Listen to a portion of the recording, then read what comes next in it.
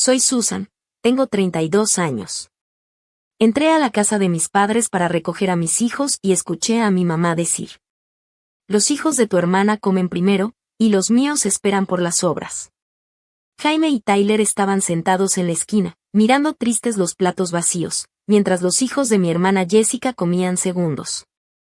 Acostúmbrense, les dijo Jessica a mis bebés. Nacieron para quedarse con las obras. Mi papá asintió: tienen que aprender su lugar. No dije nada. Recogí a mis hijos y me fui. Pero en las semanas siguientes, lo que descubrí y lo que hice los hizo gritar de desesperación. ¿Desde dónde me estás viendo hoy? Deja tu ubicación en los comentarios y dale like y suscríbete si alguna vez te has sentido traicionado por tu propia familia. Lo que pasó después querrás escucharlo. Déjame explicar cómo llegué a ese punto de quiebre.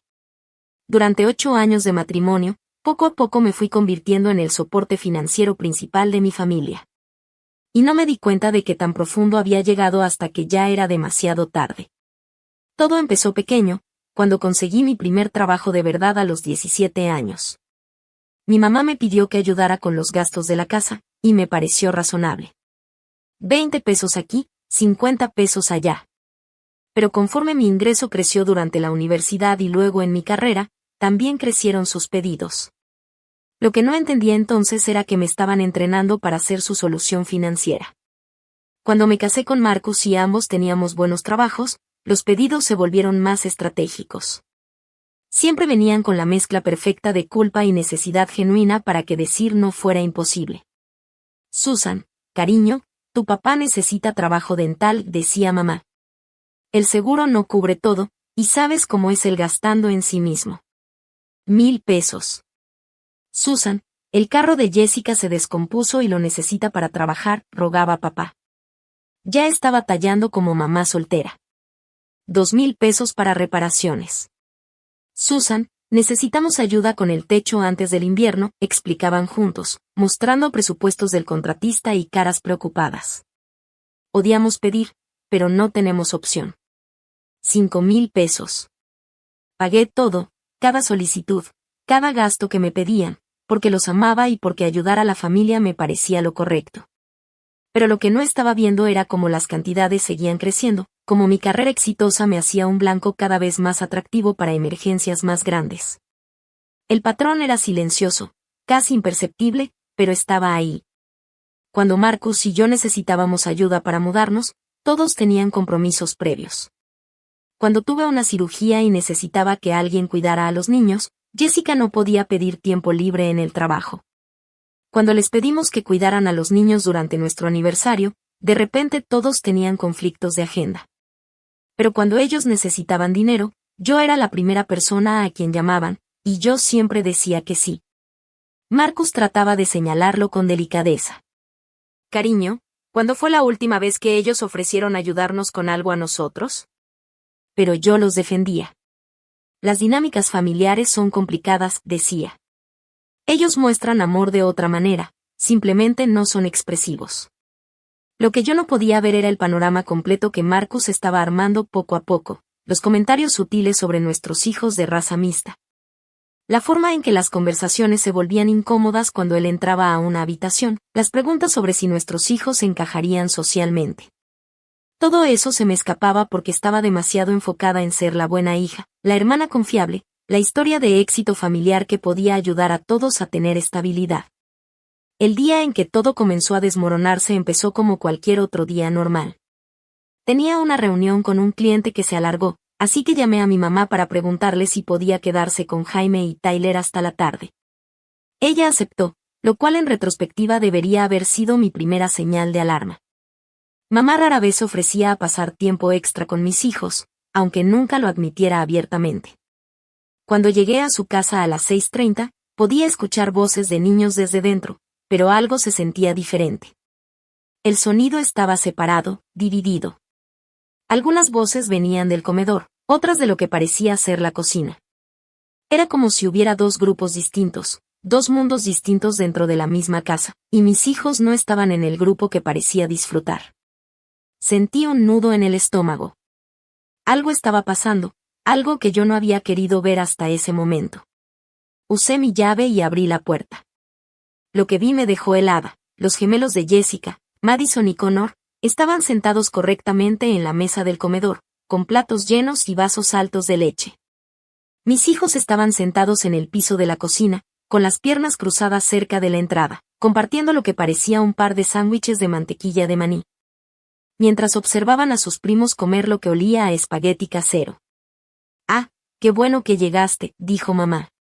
«Momo», respondí, apenas levantando la vista mientras recogía el plato vacío de Madison. «Estábamos terminando la cena», dijo sin mirarme mucho.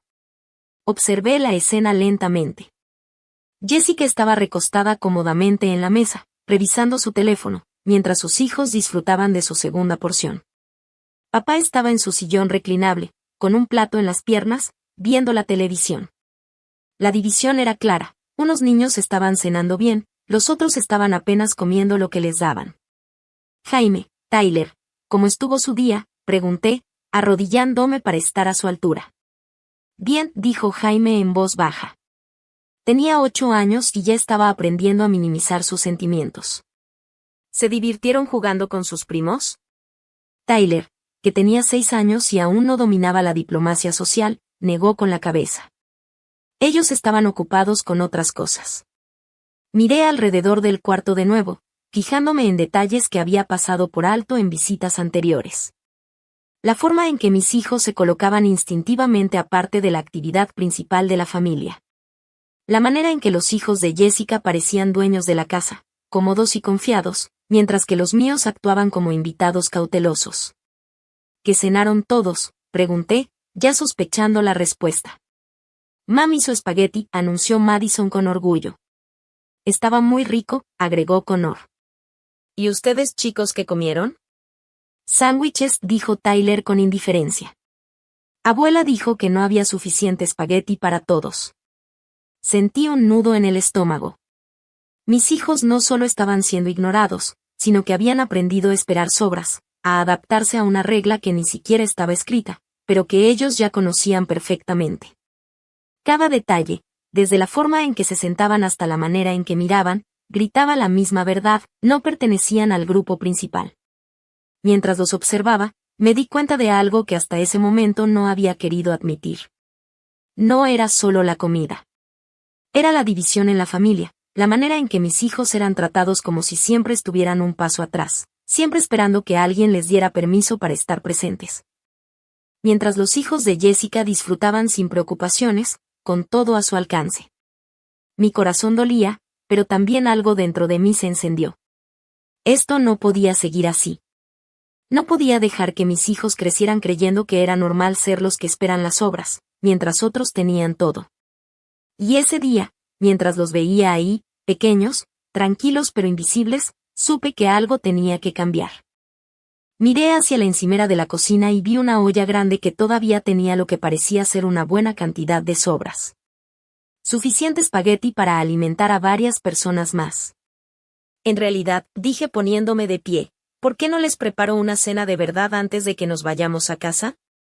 Oh, Susan, está bien así, dijo mamá rápidamente. Los niños no necesitan mucho. Además, dijeron que no tenían tanta hambre. Pero yo conocía a mis hijos. Tyler siempre tenía hambre, y Jaime nunca rechazaba la comida de su abuela a menos que algo estuviera mal. Ambos se veían cansados, pero de una manera que iba más allá del agotamiento físico. Se veían emocionalmente agotados, drenados de la manera en que los niños pequeños sienten cuando no se sienten bienvenidos o incluidos. Creo que les voy a preparar unos platos de todas maneras, dije, caminando hacia la estufa. No hace falta ensuciar más platos, dijo Jessica sin levantar la vista de su teléfono. Ya comieron. Los niños no necesitan comidas completas cada vez que están aquí. Niños, no tus hijos, ni Jaime y Tyler. Solo niños genéricos que aparentemente merecían menos consideración que sus propios hijos, pensé mientras los miraba. Calenté porciones generosas de espagueti y observé cómo se iluminaban los rostros de mis hijos. Esa expresión que solo aparece cuando alguien realmente tiene hambre. No hambre de un snack, sino la necesidad genuina de una comida completa y nutritiva. Mientras comían, Traté de juntar todas las piezas de lo que realmente había pasado durante su día con los abuelos. Entonces, ¿qué hicieron hoy?, pregunté casualmente, tratando de sonar tranquila mientras los veía comer. Vimos televisión la mayor parte del tiempo, dijo Jaime entre bocado y bocado. ¿Algún juego, alguna salida al patio? Los primos se miraron entre ellos antes de que Madison respondiera. Jugamos videojuegos arriba. Eso suena divertido. ¿Jaime y Tyler jugaron también? Silencio. Ese tipo de silencio que lo dice todo. Los juegos de arriba son para niños más grandes, dijo finalmente Connor, aunque solo era un año mayor que Jaime. Ya entiendo, ¿y afuera? Hacía un día tan bonito. Jugamos un rato en el patio trasero, dijo Jessica, todavía concentrada en su teléfono, como si hablar conmigo fuera solo una obligación más. Observé a mis hijos mientras terminaban de comer.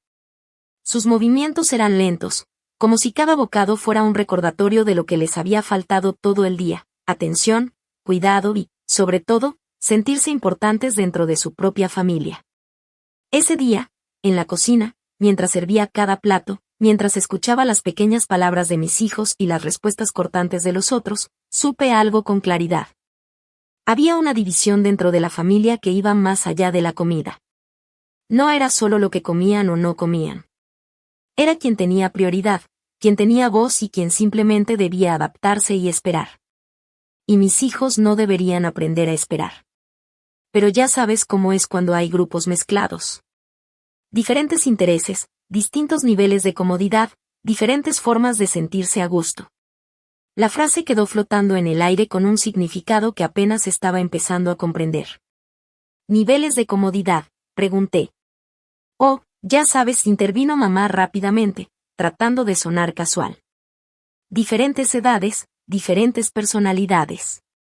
Algunos niños son más sociables, otros más callados. Pero yo conocía a mis hijos. Tyler era uno de los niños más sociables que había conocido, siempre buscando jugar, reír y compartir. Y Jaime solo estaba callado cuando se sentía no bienvenido en algún lugar. Bueno, dije, intentando mantener la calma, estoy segura de que se van a divertir más la próxima vez, cuando todos se conozcan mejor. Otro silencio incómodo llenó la habitación. En realidad, dijo Jessica, dejando su teléfono a un lado, podríamos estar bastante ocupados los próximos fines de semana. Actividades de verano, ya sabes, actividades de verano. Actividades de verano que, por lo visto, no incluían a mis hijos. ¿Cómo cuáles?, pregunté, intentando sonar casual, pero con un nudo en la garganta. Fiestas en la alberca, parrilladas en el vecindario, muchos eventos sociales, dijo Jessica con naturalidad. Eso suena genial, los niños aman nadar y las parrilladas. Papá aclaró la garganta. Bueno, algunos de estos eventos son específicos para ciertos círculos sociales, tradiciones de larga data en el vecindario, tradiciones a las que, aparentemente, tus hijos no son bienvenidos. Empecé a entenderlo con claridad. Estas tradiciones no incluían, normalmente, a familias que no encajaran en el perfil tradicional del vecindario. Así es, continuó mamá delicadamente, envolviendo la verdad en un lenguaje educado, pero imposible de malinterpretar. Mis hijos no eran bienvenidos en los eventos del vecindario porque eran visiblemente de raza mixta, y mi familia aceptaba esa exclusión en lugar de luchar para que sus nietos fueran incluidos. ¿Cuánto tiempo ha estado pasando esto?, pregunté en voz baja, intentando no dejarme llevar por la rabia. ¿Cómo qué?, preguntó Jessica, pero su expresión culpable delataba que sabía exactamente a qué me refería. ¿Cuánto tiempo han estado decidiendo a qué actividades pueden o no pueden ir mis hijos basándose en cómo se ven? Susan, estás malinterpretando, trató de explicarme papá. Solo estamos tratando de manejar las situaciones sociales de manera realista. Realista, pensé, con un nudo en la garganta, como si aceptar la discriminación contra niños de 8 y 6 años fuera la manera razonable de actuar. Sentí como la habitación se cerraba a mi alrededor. Lo que antes había sido incomodidad, ahora era claridad, no era solo sobre la comida o los juegos, era sobre inclusión, aceptación y justicia. Mis hijos no solo estaban siendo ignorados, estaban siendo excluidos, y la familia que debería protegerlos y defenderlos estaba mirando hacia otro lado. ¿Alguna vez has vivido que miembros de tu familia traten diferente a tus hijos por su raza? ¿Cómo reaccionaste al descubrir que las personas en las que confiabas eran parte del problema? Déjame tu comentario abajo, porque lo que descubrí después fue aún peor. Estaba tratando de procesar esta revelación cuando Tyler me jaló de la manga. Mami, ¿ya nos podemos ir a casa? La resignación silenciosa en su voz me partió el corazón. Mi hijo de 6 años no debería sonar como si esperara decepción. Ninguno de mis hijos debería sentirse como si estuvieran imponiéndose con sus propios abuelos. Sí, corazón. Nos vamos pronto, le dije, ayudándolo a terminar su espagueti. Susan, no hagas de esto algo más grande de lo que es, dijo mamá. Solo estamos tratando de ayudar a los niños a entender cómo funcionan las situaciones sociales. Al excluirlos, al prepararlos para la realidad, corrigió papá. La realidad no siempre es inclusiva. Mejor que lo aprendan en un ambiente seguro. Ambiente seguro. Pensé, con la garganta apretada. Ellos creían que enseñarles a mis hijos a esperar menos era protegerlos. ¿Y tú crees que la casa de sus propios abuelos debería ser el lugar donde aprendan que no son bienvenidos? Eso no es lo que estamos diciendo, protestó Jessica. Entonces, ¿qué están diciendo? Porque suena a que me están diciendo que mis hijos deben acostumbrarse a ser excluidos de las actividades familiares porque a algunos vecinos les podría incomodar su existencia. No los estamos excluyendo de actividades familiares, dijo mamá. Esto es sobre eventos afuera, eventos a los que tú vas con los hijos de Jessica, pero no con los míos. Eso es diferente, pensé, respirando hondo. Madison y Connor encajaban naturalmente en los grupos sociales con los que nos movemos, mientras que mis hijos no. Miré a Jaime y Tyler. Estaban escuchando toda la conversación con la atención cuidadosa que solo los niños dan cuando se trata de discusiones sobre su propio valor. En tiempo real, estaban aprendiendo que su propia familia los veía como una carga social.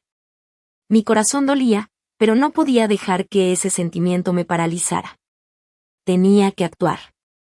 Tenía que protegerlos, enseñarles que no merecían ser tratados así y que su valía no dependía de lo que otros pensaran. Vamos, chicos. Agarren sus mochilas, dije, tratando de mantener la calma. Susan, no te vayas enojada, dijo mamá. Pero sí estaba enojada. Y también estaba decidida. Porque mis hijos merecían saber que su familia más cercana no siempre los protegería, pero que yo sí lo haría. Que el amor de madre podía ser su escudo frente a la indiferencia y la injusticia que estaba aprendiendo a reconocer. Mamá suplicó. ¿Podemos hablar de esto? ¿Hablar de qué?, le respondí, con la voz temblando un poco de rabia contenida. De cómo creen que mis hijos merecen un trato diferente al de sus primos, de cómo piensan que es aceptable enseñarles que deben esperar menos solo por quien es su padre. El cuarto quedó en silencio. Incluso Madison y Connor, que habían estado charlando durante toda la cena, dejaron de hablar. Amamos a esos niños, dijo mamá débilmente. Sí, cuando fue la última vez que vinieron al partido de fútbol de Tyler, cuando fue la última vez que preguntaron por el proyecto de arte de Jaime, cuando fue la última vez que llamaron solo para platicar con ellos. ¿Sin pedirme ayuda con los gastos de la casa? No pudieron responder, porque todos sabíamos la verdad. Su relación con mis hijos siempre había sido secundaria a su relación con mi cuenta bancaria. Esto es ridículo, dijo Jessica, levantándose de golpe. Estás actuando como si fuéramos personas terribles solo porque somos honestos sobre las realidades sociales. Yo estoy actuando como una madre cuyos hijos están siendo tratados como menos importantes que sus primos por su propia familia, le repliqué, con la voz firme pero temblorosa. Nadie dijo que fueran menos importantes, protestó papá. ¿Cómo no? Pasaron 20 minutos explicando por qué no pueden participar en las mismas actividades que Madison y Connor. ¿Cómo no es eso tratarlos como menos importantes? Ayudé a mis hijos a recoger sus cosas, con las manos temblando de una mezcla de rabia y control. ¿A dónde van?, exigió Jessica. Casa, a un lugar donde la gente piensa que mis hijos merecen la misma consideración que todos los demás, le dije. El camino a casa fue pesado, cargado de preguntas no dichas. Yo no dejaba de mirar por el espejo retrovisor a mis chicos. que miraban por sus ventanas con ese silencio pensativo que tienen los niños cuando intentan procesar el comportamiento de los adultos que todavía no entienden del todo. Finalmente, Tyler rompió el silencio. Mamá, ¿por qué no podemos ir a las fiestas en la alberca? Había estado temiendo esa pregunta, esperando que no hubieran entendido completamente las implicaciones de la conversación que acababan de presenciar. Pero ahí estaba, tan pequeña y directa, y al mismo tiempo tan dolorosa. Miré a mis hijos y sentí una mezcla de tristeza y determinación. Mi corazón dolía por lo que habían vivido, pero también se encendió algo dentro de mí. No permitiría que nadie les enseñara que merecían menos. Nadie en esta familia. Nadie. Porque algunas personas todavía no están listas para dar la bienvenida a todos, cariño, porque nos vemos diferentes a Madison y Connor. La franqueza de la observación de mi hijo de 6 años me golpeó como un puñetazo. Ya entendía más de lo que yo me había dado cuenta. Sí, mi amor. Algunas personas tienen mentes pequeñas y no aceptan las diferencias. Jaime, mi pequeño filósofo de 8 años, intervino. ¿Es porque papá es negro y tú eres blanca? Es parte de eso, sí, le respondí suavemente. ¿Papá sabe que la abuela y el abuelo piensan que somos diferentes? Llegué a nuestra casa y apagué el motor, pensando en cuánto de la verdad debía compartir con niños tan pequeños. Pero ya habían escuchado lo suficiente como para sacar sus propias conclusiones. Papá sabe que algunas personas en el mundo podrían tratarlos diferente por cómo se ven. Por eso él y yo trabajamos tan duro para que siempre sepan lo especiales, valiosos y maravillosos que son. Pero la abuela y el abuelo también deberían pensar que somos especiales, ¿verdad? Tyler, con la sinceridad de un niño, respondió. Sí, deberían, y lo hacen. Me quedé sentada en el carro mirando a mis hermosos hijos, haciendo preguntas que ningún niño debería tener que hacer, y me di cuenta de que no tenía una buena respuesta. Las pruebas decían que mis padres veían a mis hijos más como complicaciones que como regalos. Cuando entramos, Marcus estaba en la cocina. Me vio y, con solo una mirada, supo que algo importante había pasado. ¿Tuvieron una tarde difícil?, preguntó con cuidado. Necesitamos hablar, le dije, señalando a los chicos después de que se acomodaran. Pero Jaime, con la brutal honestidad de la infancia, se acercó a su padre y dijo. Papá, el abuelo dice que no podemos ir a las fiestas del vecindario porque a la gente no le gustan los niños mezclados. La taza de café de Marcus se detuvo a medio camino hacia su boca. Su expresión pasó por dolor, enojo y algo que parecía resignación. ¿Lo dijo exactamente así?, preguntó. Dijeron que necesitaban prepararnos para la realidad porque el mundo no es inclusivo, respondí. Marcus dejó la taza cuidadosamente. Y mamá estuvo de acuerdo con esto. Dijo que era para ayudarles a entender cómo funcionan las situaciones sociales, excluyéndolos de ellas. Exactamente. Marcus se arrodilló al nivel de los ojos de los niños. ¿Cómo se sienten con lo que dijeron? Confundidos, dijo Jaime. No es justo, agregó Tyler. Están en lo correcto. No hicieron nada malo y no es justo, ¿y saben qué? Cuando la gente los trata injustamente por cómo se ven, eso dice algo importante sobre ellos, no sobre ustedes. ¿Qué nos dice?, preguntó Jaime. Que no son tan inteligentes ni tan amorosos como deberían ser.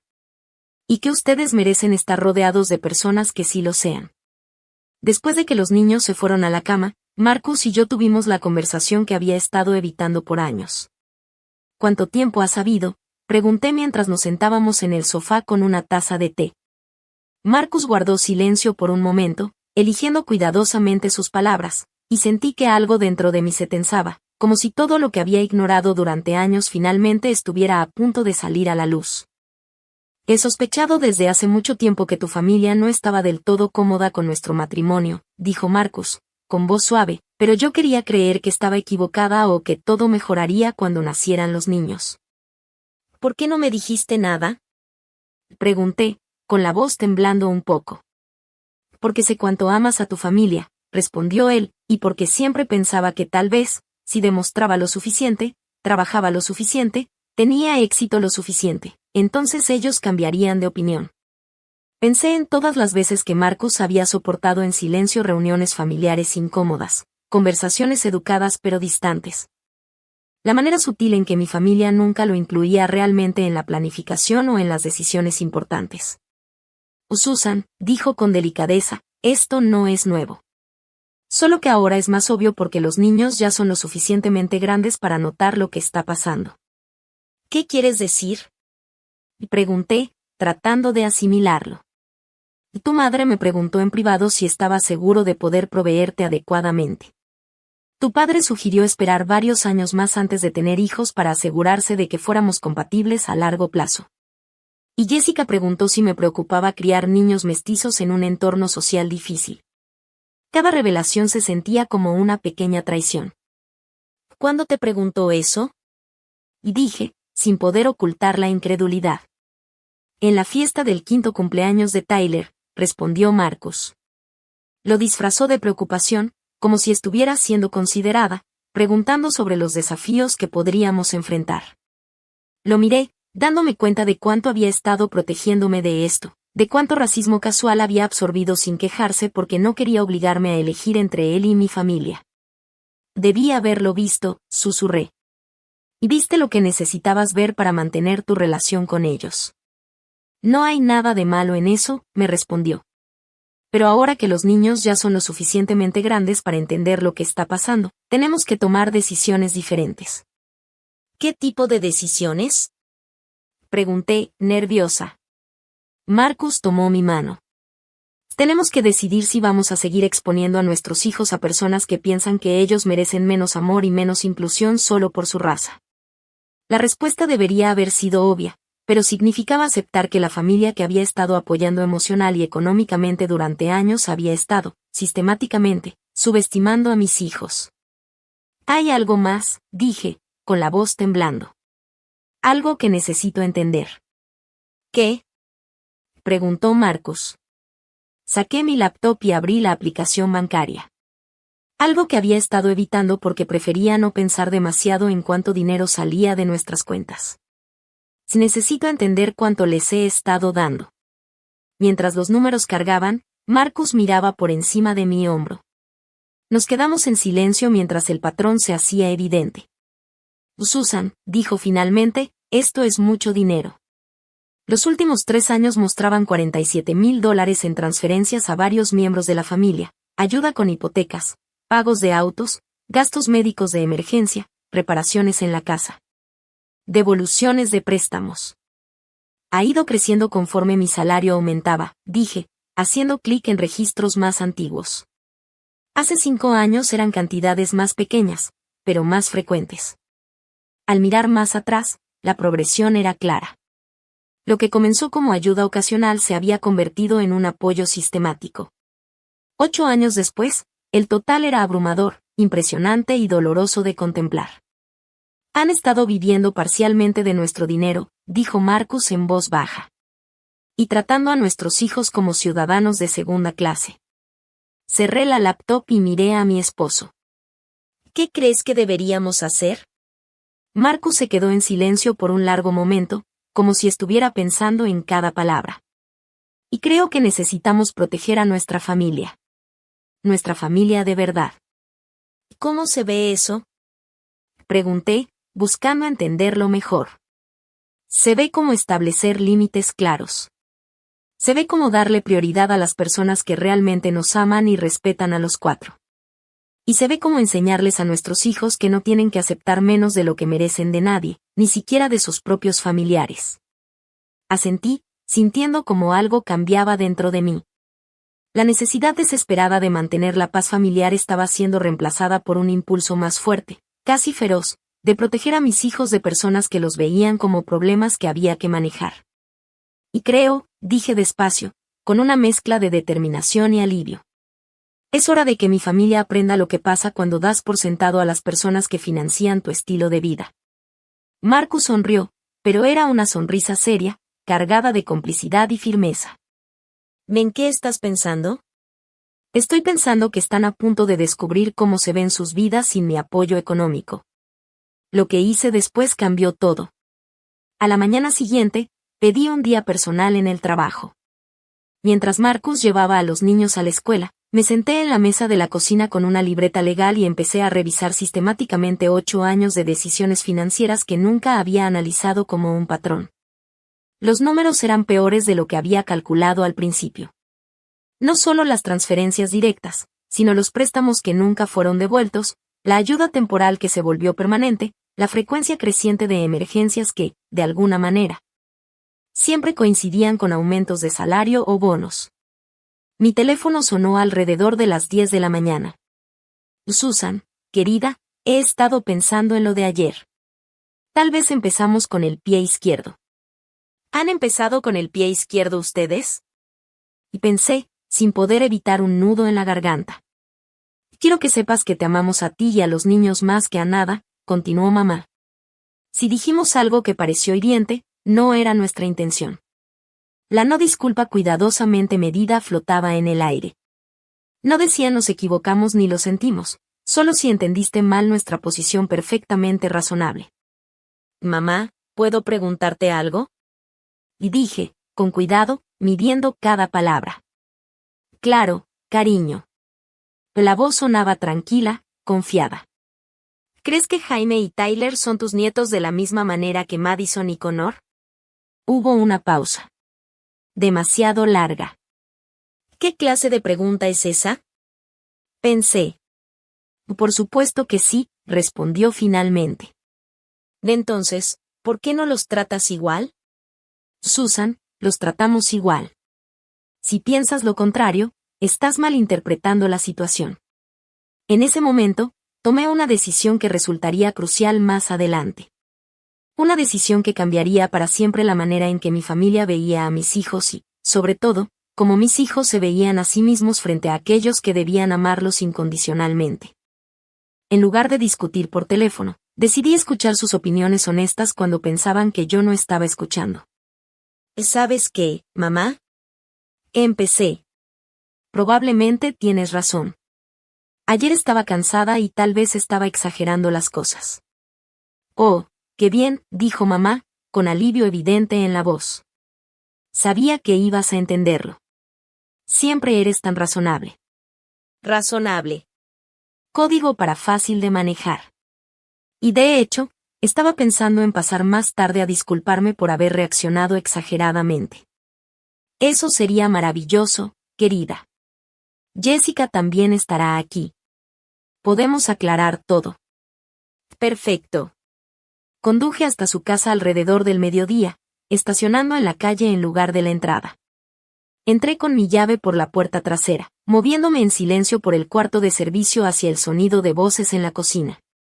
Lo que escuché me heló la sangre. No puedo creer que haya hecho tanto drama por nada, decía Jessica, actuando como si fuéramos monstruos porque somos realistas sobre las situaciones sociales. Los niños necesitan entender cómo funciona el mundo, respondió papá. Mejor que lo aprendan ahora que ilusionarse y decepcionarse después.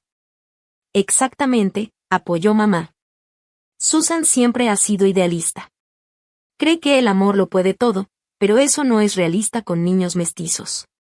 La cosa es, continuó Jessica, los amigos de mis hijos de la escuela iban a estar en esa fiesta en la alberca. No puedo permitir que hagan preguntas incómodas sobre por qué Jaime y Tyler no se parecen en nada al resto de nuestra familia. Eso nos pone en situaciones incómodas. Los vecinos ya se dan cuenta, dijo mamá con un suspiro. ¿Qué dicen? Preguntó Jessica. Oh, las preocupaciones de siempre. Si Susan sabía en lo que se estaba metiendo, si esos niños tendrán problemas de comportamiento al crecer.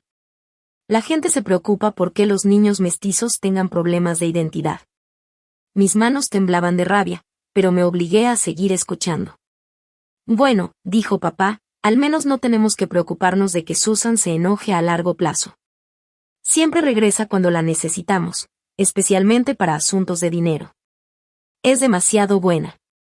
Recuerda cuando se molestó por el préstamo del carro. Se le pasó y terminó cubriendo también el seguro, dijo mamá. Susan es nuestra red de seguridad, añadió Jessica. Puede que haga pucheros por una semana, pero volverá con su chequera. Y entonces vinieron las palabras que se grabarían en mi memoria para siempre. La cosa es, dijo mamá con total naturalidad. Los hijos de los hermanos comen primero y los míos esperan las migajas. Así tiene que ser con las familias mestizas. Los niños normales tienen prioridad. Exacto, dijo Jessica. Y honestamente, mientras antes se acostumbren Jaime y Tyler, mejor. Nacieron para recibir las obras sociales dentro de la familia, en todas partes.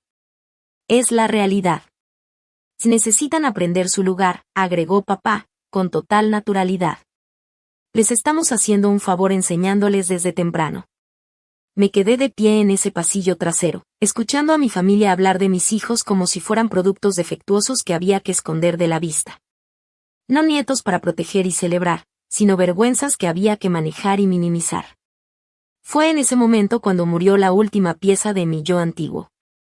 Y algo más fuerte, más difícil, nació en mí esa mañana. Entré a la cocina y la conversación se detuvo abruptamente. 3 caras culpables se volvieron hacia mí. Susan, dijo mamá con un tono alegre, completamente diferente al que habían tenido minutos antes. Llegaste temprano. Justo le estaba contando a Jessica cuánto disfrutamos tener a los niños ayer. La audacia me dejó sin aliento. Después de escuchar cómo habían deshumanizado sistemáticamente a mis hijos, ahora pretendían ser los abuelos amorosos. ¿Y en serio? Dije con voz plana. Y sí, son unos niños tan buenos, tan educados y corteses, contestó mamá, con una sonrisa forzada. Miré detenidamente a los 3, memorizando sus caras, sus expresiones, la manera casual con la que habían hablado del valor inferior de mis hijos. Vine a buscar la botella de agua de Tyler, mentí con calma. La olvidó ayer. Oh, claro. Déjame ayudarte a buscarla, ofreció mamá, moviéndose con falsa disposición. Recogí la botella del mostrador y volví a mirarles directamente. En realidad, dije con voz firme. Acabo de escuchar su conversación hace un momento. El color desapareció de sus caras. ¿Qué conversación?, preguntó mamá, fingiendo ignorancia.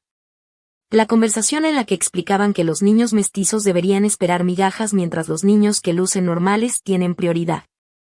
Silencio absoluto. La conversación en la que hablaron de que mis hijos nacieron para recibir sobras, agregué, señalando con la mirada a Jessica. Ella abrió la boca y luego la cerró. La conversación en la que estuvieron de acuerdo en que necesitan aprender su lugar, continué, mirando fijamente a papá. Susan, dijo papá cuidadosamente. Estás sacando las cosas de contexto. ¿De contexto?, pregunté, con la voz cada vez más firme. ¿Qué contexto hace aceptable decir que mis hijos de 6 y 8 años merecen menos que sus primos por su raza? Nunca dijimos eso, protestó mamá. Lo dijeron exactamente. Escuché cada palabra, respondí, midiendo cada frase mientras sentía la rabia crecer dentro de mí. Miré a cada uno de ellos por turnos. Pero lo que realmente me impactó fue la parte sobre que yo era su colchón de seguridad, su cajero confiable que siempre regresaba con su chequera. Eso no es cierto, empezó Jessica, tratando de justificarse. No lo es. Pensé. ¿Cuánto dinero he dado a esta familia en los últimos 8 años? Se miraron entre ellos, visiblemente incómodos ante la pregunta directa. Somos familia, dijo papá. La familia se ayuda entre sí. Tienen toda la razón. La familia sí se ayuda entre sí, repliqué. Pero esto es lo que significa ser familia, también se ama y se protege a los hijos de los demás. No se les enseña a esperar discriminación de sus propios familiares. Me dirigí hacia la puerta, pero me detuve y los miré una vez más. Y les voy a dar un tiempo para pensar en lo que ustedes mismos dijeron hoy, dije, mi voz firme, resonando en la cocina. Sobre si pueden vivir con tratar a mis hijos como menos valiosos que los de Jessica. Sobre si su comodidad financiera vale más que el bienestar emocional de sus nietos. Susan, espera, llamó mamá. Hablaremos otra vez, contesté, segura. Cuando estén listos para ser honestos sobre si realmente quieren que mis hijos estén en sus vidas, o si solo les importa mi dinero. Durante la semana siguiente, hice una serie de llamadas telefónicas que cambiarían fundamentalmente el estilo de vida de mi familia. Cada decisión que tomé, cada acción, Estaba dirigida a proteger a mis hijos y a asegurar que nunca más fueran tratados como menos que nadie, ni siquiera por sus propios abuelos. Comencé con mi contadora, a quien desde hacía tiempo quería consultar sobre la planificación financiera de nuestra familia. Necesito entender el alcance completo del apoyo económico que he estado proporcionando a miembros de mi familia extendida, le expliqué. Claro, podemos analizarlo, me respondió. ¿Tienes registros de transferencias y pagos? 8 años de registros, contesté, segura de querer ver todo con claridad. 2 días después, cuando me llamó con su análisis, incluso yo me quedé en shock. Susan, has proporcionado 127,000 pesos en apoyo financiero documentado durante 8 años, dijo. Y eso sin incluir regalos o ayudas informales que no fueron registradas. El número era abrumador. Esa era la cantidad de un enganche para una casa. Fondos para la universidad de ambos niños. Las vacaciones en Europa de las que Marcus y yo habíamos hablado durante años. ¿Qué recomendarías a alguien en mi situación? Pregunté, con una mezcla de incredulidad y necesidad de consejo. Financieramente hablando, cesar inmediatamente el apoyo, respondió. Estás subsidiando el estilo de vida de otros adultos a expensas de la seguridad a largo plazo de tu propia familia. Y si quisiera recuperar parte de ese dinero, dije, dudando, ¿eso dependería de la documentación? Dependería, respondió. ¿Fueron regalos o préstamos? Pensé en años de conversaciones, promesas de te pagaremos cuando estemos mejor, aseguranzas de que era ayuda temporal, solicitudes repetidas que venían con acuerdos de reembolso implícitos. Mezcla. Algunas fueron explícitamente préstamos. Entonces tienes opciones, dijo. Pero la pregunta más grande es si perseguir el reembolso vale la pena considerando el costo emocional. Tenía razón. No me interesaba perseguir dinero de personas que ya habían mostrado cómo realmente se sentían respecto a mi familia. Me interesaba eliminar su incentivo financiero para pretender que querían que estuviéramos cerca. Siguiente llamada, un abogado de familia recomendado por un colega. Necesito entender mis obligaciones respecto al apoyo económico que he estado dando a miembros de la familia, dije. ¿Son obligaciones ordenadas por la corte? Preguntó, ¿padres ancianos que necesitan cuidado? No, contesté. Apoyo voluntario que se ha vuelto esperado y cada vez más demandado. Entonces no tienes obligación legal de continuar, dijo. Cualquier dinero que has dado fue tu decisión, y detenerlo es igualmente tu decisión. ¿Y si ellos han estructurado su vida esperando este apoyo? Pregunté, preocupada. Y ese es un problema que deben resolver ellos, respondió el abogado. No estás obligada a mantener financieramente a otros adultos a menos que exista un acuerdo legal específico. Esa noche, Marcus y yo tuvimos otra conversación crucial. Quiero cortar todo apoyo financiero, le dije, con determinación. Todo. Inmediatamente. Marcus asintió lentamente. Creo que eso es lo correcto, dijo. Pero, ¿estás preparada para las consecuencias? ¿Qué tipo de consecuencias? Pregunté, con un nudo en el estómago. Susan, estás hablando de retirar un apoyo sustancial de personas que ya lo ven como ingreso garantizado, dijo. Van a estar desesperados. Van a decir y a hacer cosas para tratar de mantener su estilo de vida, me advirtió Marcus. Tenía razón. Pero yo ya no me preocupaba por su comodidad. Y déjame preguntarte algo, le dije. Si unos desconocidos trataran a nuestros hijos como mi familia los trata, ¿qué querrías que hiciera? Cortar todo contacto inmediatamente, respondió él. Entonces, ¿por qué los familiares deberían recibir un trato diferente? Pregunté, con voz firme. No deberían, dijo. A la mañana siguiente, comencé el desmantelamiento sistemático de la red de seguridad financiera de mi familia. Primero, llamé a la compañía hipotecaria donde aparecía como cofirmante del préstamo de mis padres. Necesito entender mis opciones para salir de esta hipoteca, les dije. Necesitarías que los otros prestatarios califiquen para refinanciar sin tu ingreso, o el préstamo tendría que ser pagado. Si no pueden calificar por sí mismos, normalmente tendrían que vender la casa para pagar el saldo restante o encontrar otro cofirmante calificado, me explicaron. ¿Cuánto tiempo tarda normalmente el proceso de refinanciamiento? Pregunté. De 60 a 90 días, dependiendo de su situación financiera y su historial de crédito. Perfecto. Eso les daba tiempo para comprender la realidad de su situación sin mi apoyo. Después, cancelé todas las transferencias automáticas de mis cuentas hacia las suyas. La asistencia hipotecaria, las contribuciones al fondo de emergencias, los pagos de seguros, todo se detuvo. Luego llamé al prestamista del auto de Jessica, donde yo figuraba como cofirmante. Quiero asegurarme de que ningún refinanciamiento ni crédito adicional pueda extenderse sin mi consentimiento escrito, les dije. Podemos agregar esa anotación a su cuenta, respondieron.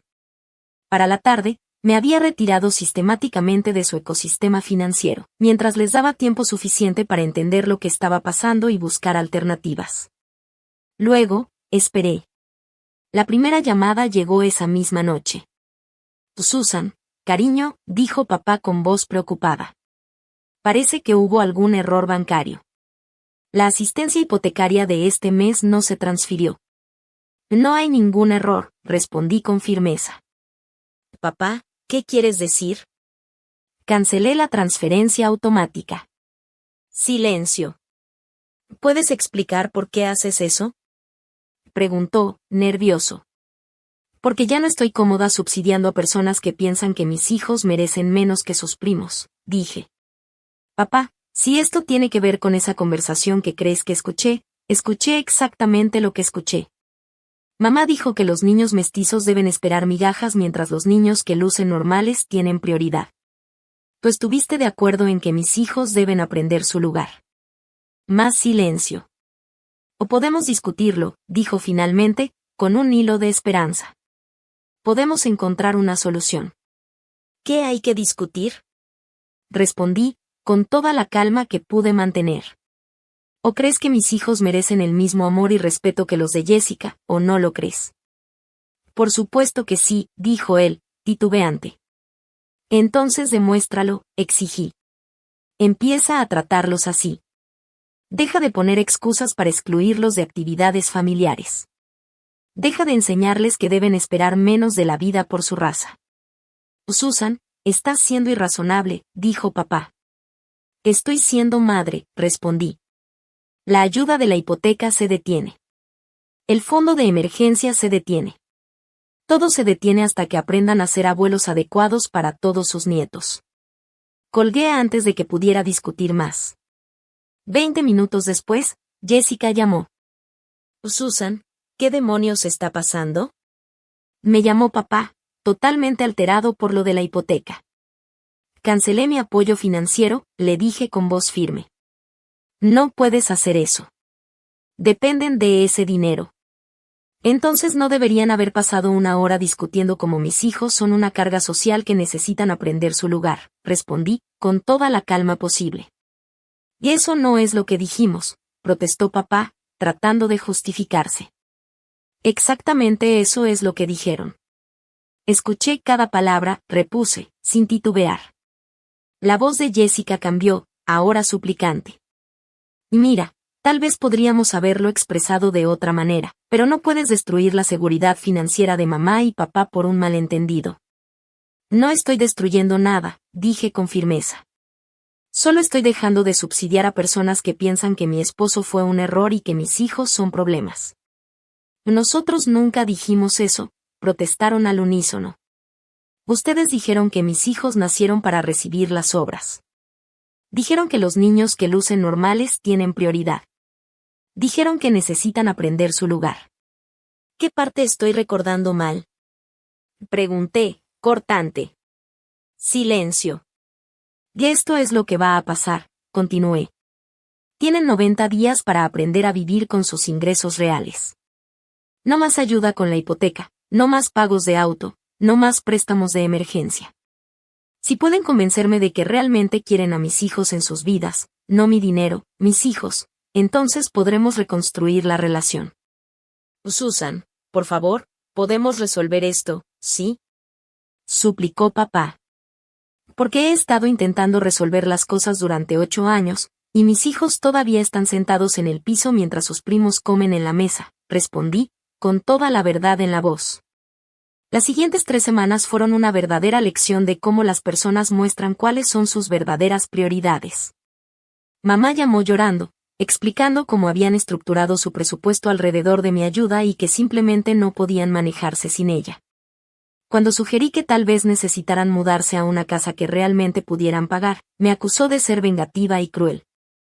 Jessica llamó varias veces, alternando entre la ira y la desesperación. Su pago del auto era de 389 pesos al mes, casi una cuarta parte de su salario como empleada de medio tiempo en su boutique.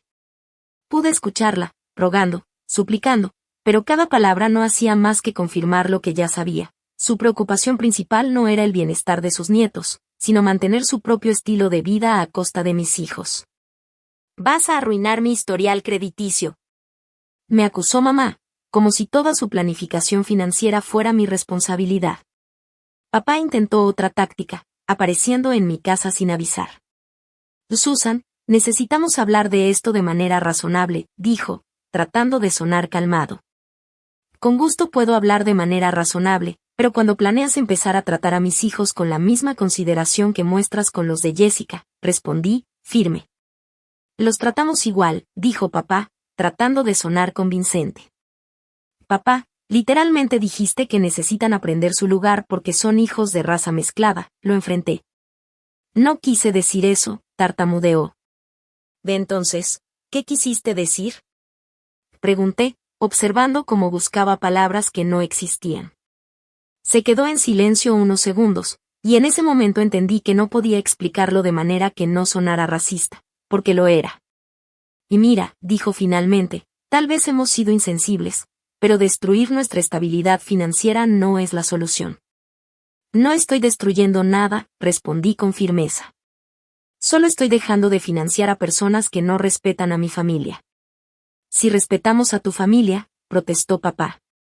«Demuéstrenlo. Inviten a Jaime y Tyler a todo lo que invitan a Madison y Connor. Dejen de poner excusas sobre situaciones sociales. Trátenlos como los nietos que son, no como problemas que hay que manejar. Y si hacemos eso, el apoyo financiero regresa», dijo papá, como si eso fuera lo más importante. El hecho de que su primera preocupación fuera el dinero me dijo todo lo que necesitaba saber sobre sus prioridades.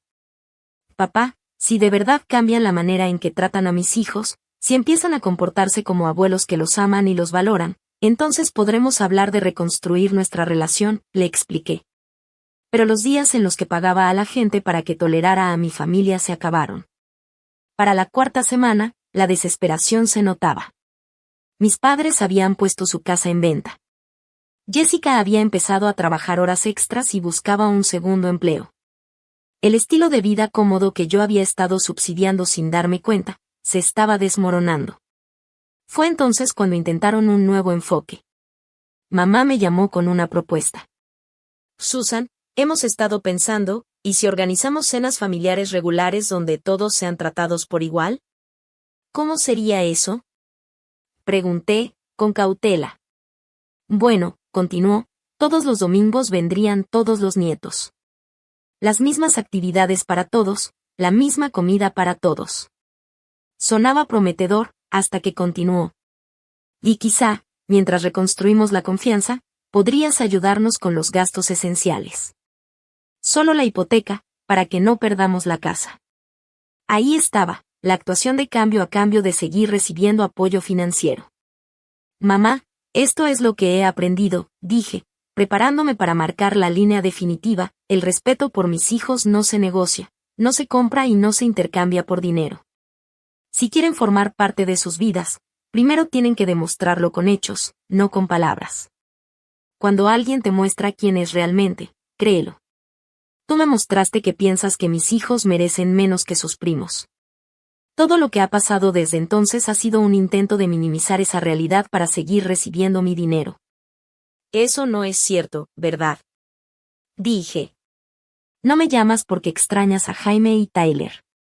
Me llamas porque extrañas mis aportaciones económicas». «Los extrañamos a todos», dijo mamá. «Entonces demuéstrenlo», respondí. «Pasen tiempo con mis hijos sin pedir dinero. Interésense genuinamente en sus vidas sin negociar apoyo económico. Compórtense como abuelos que los aman, no como personas que los toleran por beneficio propio. 6 meses después, estaba cargando el lavavajillas después de la comida del domingo cuando Marcus me mostró un mensaje de texto que había recibido.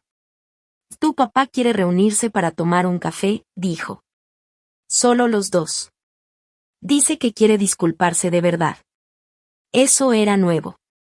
En 8 años de matrimonio, mi padre nunca había buscado tiempo a solas con Marcus. ¿Qué piensas? Le pregunté. Creo que vale la pena escuchar lo que tiene que decir, respondió. 2 días después, Marcus llegó a casa con una expresión complicada. ¿Cómo te fue? Pregunté. Se disculpó. De verdad se disculpó, no solo expresó que lamentaba que me hubiera ofendido. ¿Por qué específicamente? Insistí. Por tratarme como a alguien de fuera de la familia, por hacer suposiciones sobre nuestros hijos, por participar en conversaciones sobre si merecían estar en actividades familiares. Observé el rostro de Marcus. ¿Le crees? Pregunté. Creo que tiene miedo, dijo. Perdieron la casa, Susan. Ahora están rentando un departamento pequeño. Jessica está trabajando en 2 empleos y tuvo que vender su carro. Están aprendiendo cómo es su vida sin tu apoyo económico. Bien, dije, sorprendida por la firmeza en mi voz. Pero también creo que realmente está reflexionando sobre algunas cosas. Preguntó por los proyectos de arte de Jaime. Quiso saber cómo va la temporada de fútbol de Tyler. Se veía diferente. Esa misma noche, mamá llamó. Susan, sé que probablemente no quieres escucharme, pero quería decirte que estamos en terapia familiar. ¿Están? Pregunté, curiosa, esperando si esto era otra solicitud de ayuda económica. Estamos aprendiendo sobre prejuicios inconscientes y cómo nuestro comportamiento los afectó a ti y a los chicos, dijo. Estamos tratando de entender cómo llegamos a este punto. Esperé, observando cada palabra, midiendo si había truco. No espero que nos perdones de inmediato, continuó. Pero quería que supieras que estamos trabajando para convertirnos en los abuelos que Jaime y Tyler merecen. ¿Y eso cómo se ve? Pregunté. Se ve como admitir que estábamos equivocados. Sobre las fiestas en la piscina, sobre la forma en que organizamos las cenas, sobre todo. Se ve como aprender a enfrentar nuestros propios prejuicios en lugar de esperar que los niños se adapten a ellos. Por primera vez en toda la conversación, su voz sonaba genuina, no estratégica. Mamá, necesito que entiendas algo, dije. El dinero nunca va a regresar. Sin importar los cambios que hagan, nunca más voy a subsidiar económicamente a esta familia. Lo entiendo, respondió, con un tono que parecía más honesto que antes. ¿De verdad lo entiendes? Porque cada conversación anterior eventualmente se convertía en una solicitud de ayuda económica. Esta familia tiene que aprender a vivir dentro de sus posibilidades. Esa es nuestra responsabilidad, no tuya. Era la primera vez que le escuchaba admitir algo así. Si quieres una relación con Jaime y Tyler, continué, tiene que ser porque los valoras a ellos, no porque esperas que eventualmente restablezca mi apoyo económico.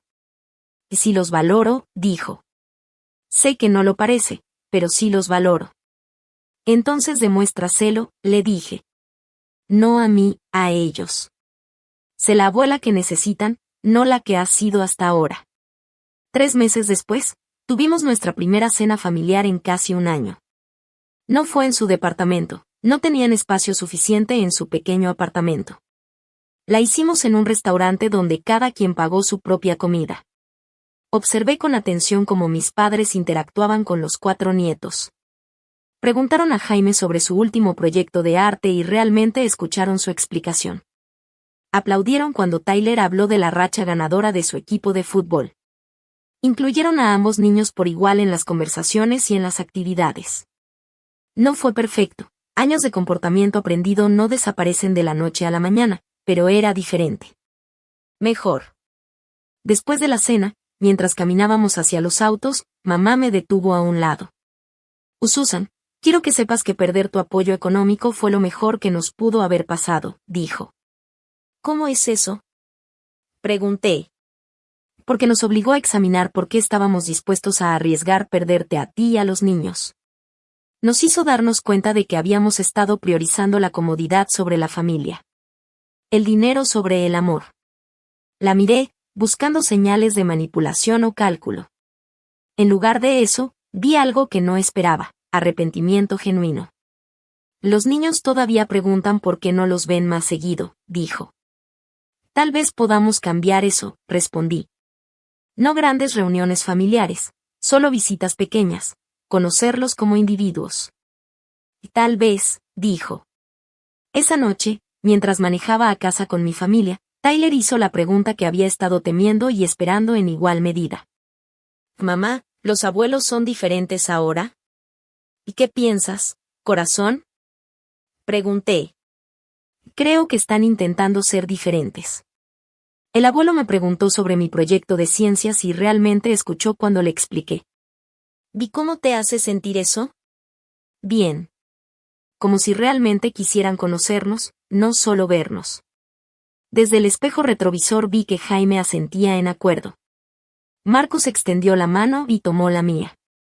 ¿Algún arrepentimiento por cómo manejaste todo esto? Preguntó. Pensé en la casa que mis padres habían perdido. En el estrés financiero que mis decisiones habían causado. En el año de distanciamiento que todos habíamos soportado. Y luego pensé en mis hijos, que estaban aprendiendo que no tienen que aceptar menos de lo que merecen de nadie, ni siquiera de familiares que dicen amarlos. A ninguno, dije. Ni uno solo. Si esta historia te resonó, recuerda darle like y suscribirte para más historias sobre proteger a tu familia y establecer límites con personas que no respetan tu valor. A veces, lo más amoroso que puedes hacer es negarte a permitir comportamientos que lastiman a quienes más quieres. Recuerda, enseñas a las personas cómo tratarte a ti y a tu familia. Nunca aceptes menos que respeto total e inclusión para tus hijos. Con el tiempo, las cosas empezaron a cambiar de verdad. Mis padres comenzaron a buscar actividades que pudieran compartir con Jaime y Tyler, sin pensar en quién traía dinero o en qué tradición social podían justificar. El abuelo se ofreció a llevarlos al parque los sábados por la mañana, algo que nunca había hecho antes. Quería aprender los nombres de todos los compañeros de equipo de Tyler y preguntaba detalles de cada partido, no solo el marcador, sino cómo se habían sentido los niños, qué estrategias habían usado, cómo habían celebrado los goles.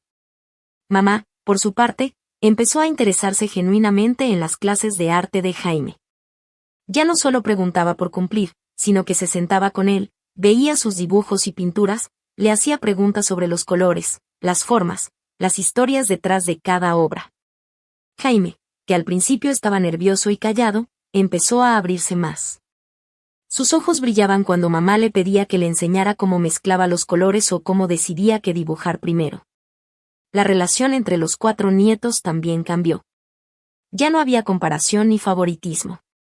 Madison y Connor seguían siendo quienes eran, pero dejaron de ser los importantes automáticamente.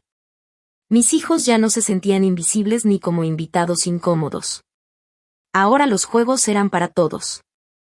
Si alguien ganaba, se celebraba, si alguien perdía, se alentaba. El enfoque estaba en disfrutar, no en jerarquías o prejuicios. Las cenas familiares se volvieron un ritual distinto. Ya no eran sobre quién comía primero o quién tenía derecho a más, sino sobre compartir historias del día, aprender algo nuevo sobre cada uno, escuchar de verdad. Las risas empezaron a fluir, los abrazos dejaron de ser obligatorios y se volvieron genuinos. Y lo más importante, Jaime y Tyler comenzaron a sentir que realmente pertenecían, que tenían un lugar seguro donde eran amados y respetados, sin condiciones. Mis padres también empezaron a hablar de sus errores de manera honesta frente a los niños. Les contaron que antes habían juzgado mal, que habían permitido que su comodidad y prejuicios afectaran su comportamiento y que eso no estaba bien. Jaime y Tyler entendieron, en su manera de niños, que las personas pueden equivocarse, pero también pueden cambiar si realmente quieren hacerlo. Por mi parte, Marcus y yo vimos que nuestro enfoque había dado frutos. No solo habíamos protegido a nuestros hijos de actitudes dañinas, sino que habíamos enseñado a toda la familia una lección de respeto y responsabilidad. Mis hijos estaban aprendiendo a valorar su propio valor, a exigir respeto, y también a dar segundas oportunidades cuando se demostraba un cambio real. Con cada visita, cada actividad compartida, cada abrazo sincero, mis hijos veían que podían estar orgullosos de quienes eran, sin importar el color de piel, su origen o las expectativas de otros. Y eso, más que cualquier dinero, más que cualquier lujo que antes se consideraba necesario, era la verdadera riqueza que estábamos construyendo: respeto, amor genuino y seguridad emocional. Ahora, cuando mis hijos me preguntan sobre los abuelos, sonrío y les digo la verdad. Están aprendiendo, pero están tratando de ser mejores. Y ellos responden, con la sinceridad que solo los niños tienen: está bien, mamá, los vemos intentando, y eso nos hace sentir seguros. Porque al final, eso es todo lo que queríamos, que aprendieran a no aceptar menos de lo que merecen, y que supieran que, pase lo que pase, su familia inmediata siempre los protegerá y los valorará. Con el tiempo, lo que comenzó como un conflicto enorme se convirtió en una transformación profunda para todos. Mis hijos aprendieron algo que nadie les había enseñado antes: que su valor no depende de la opinión de otros, ni de su color de piel, ni de la comodidad de la familia extendida. Aprendieron a confiar en sí mismos y en los límites que Marcus y yo habíamos puesto para protegerlos. Y nosotros aprendimos algo aún más importante: que el amor verdadero a veces duele, porque implica confrontar a quienes creías que te protegerían, pero que en realidad no lo hacían. Cada domingo, cuando nos encontrábamos en un pequeño restaurante para la cena familiar, los cambios eran evidentes. Mi madre ya no miraba a Jaime y Tyler con desdén ni los comparaba con Madison y Connor. Ya no había jerarquías invisibles, ni prioridades basadas en prejuicios. Mamá hacía preguntas sobre sus dibujos, sus historias, sus intereses. Papá se reía con ellos, los alentaba y celebraba sus logros, no con condescendencia, sino con orgullo genuino. Mis hijos empezaron a responder con confianza, contándoles sus cosas sin miedo, abrazándolos sin esperar aprobación. Pero la verdadera victoria no fue solo que la familia aprendiera a tratarlos bien. La verdadera victoria fue lo que aprendieron mis hijos sobre sí mismos. Aprendieron que no necesitan pedir permiso para ser tratados con respeto. Aprendieron que no tienen que aceptar menos de lo que merecen, incluso de personas que supuestamente los aman. Aprendieron a reconocer cuando alguien los valoraba de verdad y cuando solo buscaba beneficiarse de ellos. Y eso, aunque fue doloroso de enseñar, los hizo más fuertes, más seguros, más felices. Con cada visita, con cada comida compartida, la relación entre todos creció de manera orgánica y sincera. Los domingos dejaron de ser un día tenso, lleno de expectativas y silencios incómodos, para convertirse en un día de risas, juegos, historias compartidas y abrazos auténticos. Los niños aprendieron a disfrutar de su familia sin miedo, y mis padres aprendieron que la verdadera riqueza no está en el dinero que recibes, sino en los vínculos que construyes con amor y respeto. Lo más sorprendente fue cómo cambió la dinámica incluso fuera de las reuniones familiares. Mi madre empezó a reconocer sus propios prejuicios y a corregirlos en su vida diaria, en cómo hablaba con sus amigos y vecinos. Mi padre comenzó a cuestionar sus actitudes pasadas, a reflexionar sobre cómo sus palabras y decisiones habían afectado a sus nietos y a otros. Y lo más importante, Marcus y yo vimos que nuestros hijos estaban creciendo en un entorno donde podían ser ellos mismos, con orgullo y seguridad, sin tener que medir su valor por la aceptación de otros. Al mirar hacia atrás, lo que parecía un enfrentamiento destructivo se convirtió en una lección de vida para todos, que la verdadera autoridad de los padres no está solo en la disciplina o en el cuidado, sino en la capacidad de proteger y enseñar a los hijos a reconocer su propio valor. Que establecer límites claros, aunque genere conflicto, es un acto de amor profundo. Que el respeto y la inclusión no se negocian, y que nadie, ni siquiera la familia más cercana, tiene derecho a hacerte sentir menos que nadie. Esa noche, mientras llevaba a los niños a dormir, Tyler se recostó junto a mí y dijo: «Mamá, gracias por enseñarnos que nunca tenemos que aceptar menos de lo que merecemos». Jaime, con su usual sabiduría infantil, añadió: «Y gracias por mostrarnos que podemos estar orgullosos de quienes somos, sin importar lo que digan los demás». Sonreí y los abracé fuerte, sintiendo que cada decisión difícil, cada enfrentamiento y cada momento de tensión había valido la pena. Porque al final, lo que importa no es el dinero, no son las expectativas de otros, no son los privilegios que alguien cree merecer. Lo que importa es proteger a quienes amas, enseñarles a respetarse a sí mismos, y asegurarte de que nunca olviden que su valor es infinito y no negociable. Y mientras los veía dormir, supe con certeza que habíamos ganado mucho más que una batalla familiar. Habíamos ganado respeto, amor verdadero y, sobre todo, la certeza de que nuestros hijos crecerían sabiendo que siempre serían tratados como lo que son, valiosos, amados e irreemplazables. Porque a veces, el acto más profundo de amor no es dar, sino dejar de dar a quienes no valoran lo que tienes y usar esa fuerza para enseñar a quienes realmente importan. Y mis hijos, Jaime y Tyler, aprendieron esa lección mejor que nadie.